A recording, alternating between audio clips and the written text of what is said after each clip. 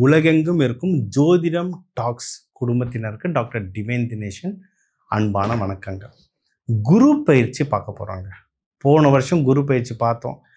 நிறைய நல்லது நடந்தது, எக்கச்சக்க நல்லது நடந்தது. அதே மாதிரி இந்த ஜூன் 2 குரு பயிற்சி நடக்குது.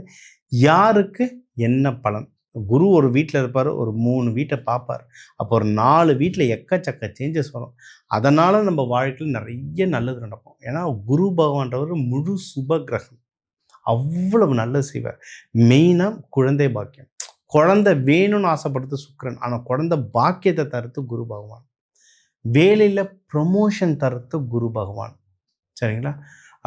உடம்பு நல்ல குரோத் வேணும்னா அதுக்கு குரு பகவான். குரு பகவான் கொழுப்புன்னு சொல்லலாம். நிறைய பேர் ரொம்ப ஒல்லியாக இருந்தீங்கன்னா குரு பகவானை ஏற்றுனீங்கன்னா தான் உடம்புல கொஞ்சம் உடம்பு நல்லா ஒன்றும் சதை பிடிக்கும். இது ஒன்று. அடுத்து உங்களுக்கு பணம், அதிகப்படியான பணம் தருத்தும் குரு பகவான். அதனால் குரு பகவானால் எக்கச்சக்க நன்மை இருக்குது. ஸோ உங்களுக்கு என்ன நன்மை, பொதுவாக என்னென்ன பலன்கள், என்னுடைய வேலை, பிஸ்னஸ், திருமண வாழ்க்கை, திருமணம் நடக்க, குழந்தை பாக்கியம் கிடைக்க, என்னோட உடல் உபாதைகள் குறைய, எனக்கு பிஸ்னஸ் வளர, வெளிநாடு செல்ல. ஏன்னா வெளிநாடு செல்றதுக்குலாம் குரு யோகம் இருக்கணும். குரு யோகம் இருந்தால் தான் வெளிநாடு போயிட்டு வர முடியும். வெளிநாடு செல்றதுக்கு இதுக்கெல்லாம் எப்படி இருக்குது அமைப்பு ஒவ்வொன்றா பார்ப்போம். அதுக்கு எந்த தெய்வத்தை வழிபடணும்? ஒன்று குரு பகவானை கண்டிப்பாக வழிபடணும். ஒன்று கூடவே வேறு எந்த தெய்வத்தை எந்த நாளில் எப்படி வழிபடணும், கூட என்னென்ன மாதிரி தானியங்கள் இல்லை என்னென்ன மாதிரி கலர்ஸ் யூஸ் பண்ணிங்கன்னா இன்னும் எனக்கு நல்லா சிறப்பாக இருக்கும். இந்த குரு பகவானுடைய சக்தியை நான் எப்படி ஆக்கர்ஷணம் பண்ணிக்கிறதுன்றதை ஒவ்வொன்றா பார்த்துட்டு வருவோம். வாங்க. குரு பயிற்சி நம்மளுக்கு நிறைய விதத்தில் நல்லது தருவாங்க. சரிங்களா? ஒன்றும் இல்லைங்க, சிம்பிளுங்க. கையில் பணம் இருந்தால் மதிப்பு தானாக வந்துடும். உண்மையா இல்லையா? சிம்மத்துக்கு நம்மளுக்கே தெரியும். சரியா? இந்த 2 வருஷம் நம்மகிட்ட கையில் கொஞ்சம் பணம் ட்ரை ஆனதுனால தான் நிறைய பேர் நம்மளை மதிக்கல. கையில் காசு திருப்பி வரும், திருப்பி சேர ஆரம்பிக்கும். ஏன்னா இப்போ குரு பகவான் ஒரு 4ஆம் இடத்தை பார்க்குறாரு. 4ஆம் இடத்தை பார்க்குறாருனாவே உங்களுக்கு கையில் இன்வெஸ்ட்மெண்ட்டுக்கான ஆப்பர்ச்சுனிட்டி வரும். நீங்கள் ஒன்றும் இல்லை, இந்த ஜூன்லேருந்து பாருங்களேன். நிறைய பேர் உங்களுக்கு இங்கே இடம் இருக்குது, இடம் ஒன்று கேட்டிருந்தியா, ஒரு இடம் இருக்குது, வண்டி ஒன்று கேட்டிருந்தியா, நம்ம ஃப்ரெண்டு வண்டி ஒன்று இருக்குது, வாங்கிக்கிறியா? ஏதாவது ஒரு இன்வெஸ்ட்மெண்ட்டுக்கான ஆப்பர்ச்சுனிட்டி வந்துக்கிட்டே இருக்கும். பிஸ்னஸ் இன்வெஸ்ட்மெண்ட்டாகவும் ஏதோ ஒரு விதத்தில் வந்துக்கிட்டே இருக்கும். கப்புன்னு பிடிச்சிக்கோங்க. சரி, இங்கே தாங்க ஜோதிடம் உங்களுக்கு ஹெல்ப் பண்ணும்.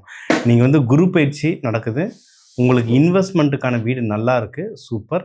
ஆனால் அது எப்படி சரியாக பயன்படுத்திக்கிறீங்கன்றதுல தான் இருக்குது விஷயம். நீங்கள் ஜோதிடத்தை பார்த்து உங்களுக்கு இப்போ கோச்சாரத்தில் எதில் இன்வெஸ்ட்மெண்ட் பண்ணால் நல்லது? வீடா, கமர்ஷியல் ஹவுஸா, இல்லை ரெசிடென்ஷியல் ஹவுஸா, ஸ்டாக் மார்க்கெட்டா, இல்லை நகை வாங்குறதா? ஸ்டாக் மார்க்கெட்டில் எந்த மாதிரி கம்பெனி உங்களுக்கு செட் ஆகும்? ஒன்றும் இல்லை, ஒரு ஜாதகம் எடுத்தால் இந்த பேர் அமைப்பில் ஹஸ்பண்ட் அமைவார், இந்த பேர் அமைப்பில் ஒய்ஃப் அமைவாங்க, இந்த ஊரில் உங்களுக்கு நிலம் அமையும், வீடு அமையும்னு சொல்கிறோம்ல. அப்போ இந்த மாதிரி கம்பெனியில் போட்டிங்கன்னா நீங்கள் முன்னேறலாம்னு சொல்ல முடியும்ல.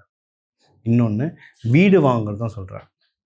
வீடுலேயே வாஸ்து வரும், நியூமராலஜி வரும். நியூமராலஜி பிரகாரம் எந்த வீட்டு நம்பர், எந்த பிளாட் நம்பர் வாங்கினா உங்களுக்கு நல்லது, வாஸ்து பிரகாரம் எந்த திசை உங்களுக்கு இருந்தால் நல்லது, மாடி வீடு நல்லதா, கீழே இருக்கிறது நல்லதா, இதெல்லாம் பார்த்து வாங்கினீங்கன்னா அடுத்தடுத்த ஜென்ரேஷன்ஸ்க்கு கொடுக்கறதுக்கு உங்களுக்கு உபயோகமாக இருக்கும். அதே மாதிரி உங்களுடைய 6ஆம் இடத்தையும் பார்ப்பார். 6ஆம் இடத்தை பார்க்குறாருன்னா என்ன அர்த்தம்? உங்களுக்கான எதிரிகள் தொல்லை இருந்தால் அதெல்லாம் கம்மியாகும். ஏன்னா சிம்மத்துக்கு பொதுவாகவே ஏதாவது ஒரு எதிரி இருந்துக்கிட்டே இருப்பாங்க. என்னன்னா சிம்மத்துக்கிட்ட யாரும் அவ்வளோ சீக்கிரம் ஜெயிக்க முடியாது. சரிங்களா? சிம்மத்துக்கிட்ட அவ்வளோ சீக்கிரம் யாரும் ஜெயிக்க முடியாது. ஆனால் இந்த 2 வருஷம் பார்த்திங்கன்னா சிம்மத்தை எல்லாருமே சீண்டி பார்த்துருப்பாங்க.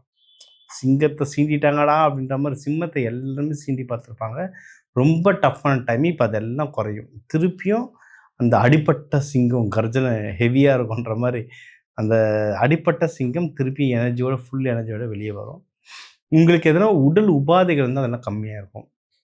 நான் உடல் உபாதைகள்லாம் நான் பெருசாக டீட்டெயிலாக சொல்ல மாட்டேன். ஏன்னா நிறைய பேர் பயப்படுறாங்க, அதனால சொல்ல மாட்டேன். எல்லாரும் கிடையாது.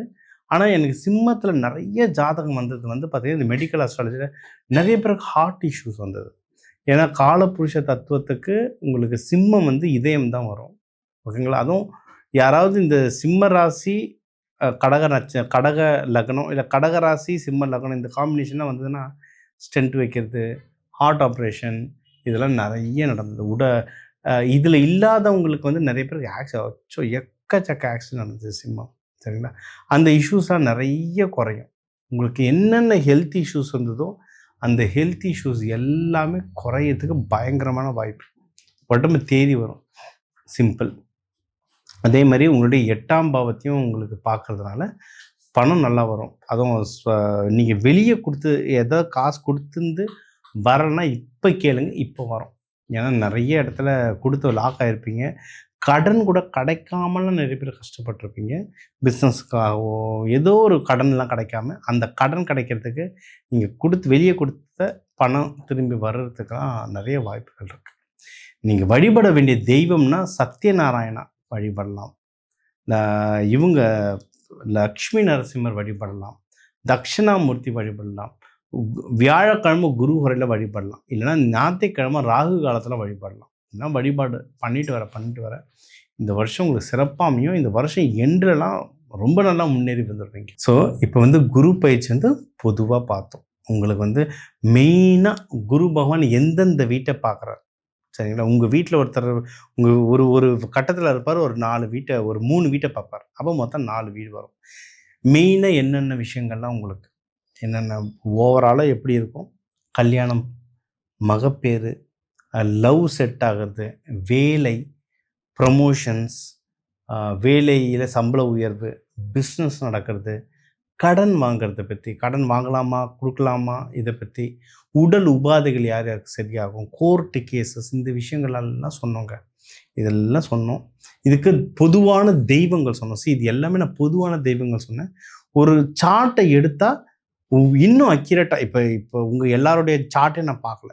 உலகத்துக்குன்னு ஒரு கோச்சாரம் இருக்குது, உலகத்துக்குன்னு ஒரு குரு பகவான் நகர்வு இருக்குது. அதை வச்சு தான் நான் எல்லாருக்கும் பொதுவாக சொல்லியிருக்கேன். இப்போ நம்ம சொன்ன ஜாதகம்னா உலக ஜாதகம். உலகத்தில் எங்கே போனாலும் இது வந்து பிளானட்ஸ். நம்ம வார்த்தையில் பேசலை. இது இப்படி தான் கிரக நகர்வு இருக்குது இந்த அண்டத்தில். அதை வச்சு நம்ம என்னென்ன நடக்க போகுதுன்றதை நம்ம சொல்லியிருக்கோம் பொதுவாக. இதுவே பயங்கரமாக வேலை செய்யும்.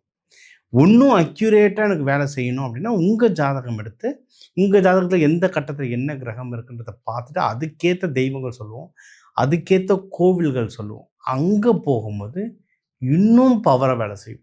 அந்த அதுக்கான பரிகாரங்கள் சொல்லும்போது இன்னும் பவரை வேலை செய்யும். ஸோ யாராவது இப்போ நம்ம சொன்ன விஷயங்கள்லாம் உங்களுக்கு மேட்ச் ஆகுது, எனக்கு கல்யாணம் ஆக போகுது, எனக்கு ப்ரொமோஷன் ஆக போகுது, எனக்கு குழந்தை, இப்போ நிறைய பேர் இந்த குழந்தை பாக்கியத்துக்கு தான் எக்கச்சக்கமாக வராங்க.